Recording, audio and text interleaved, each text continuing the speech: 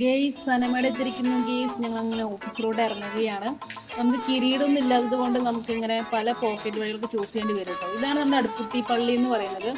നിങ്ങൾക്കൊക്കെ അറിയാമായിരിക്കുമല്ലോ, അടുപ്പുട്ടി പെരുന്നാൾ എന്നൊക്കെ പറയാൻ ഭയങ്കര ഫേമസ് ആണ്. ഇതാണ് പോകുന്ന വഴി ഗെയ്സ്.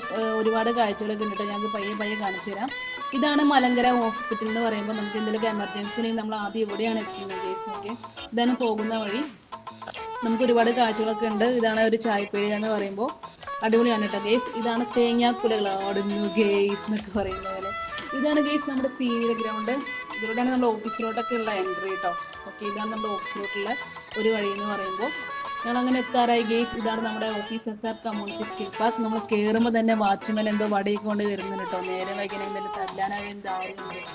ഓക്കെ ഗെയ്സ്, ഞങ്ങൾ 9 മണിയാകുമ്പോൾ 5 മിനിറ്റുള്ളൂ. ഞങ്ങൾ പഞ്ച് ചെയ്യാൻ പോട്ടെ ഗെയ്സ്. നമ്മൾ പഞ്ച് ചെയ്തു.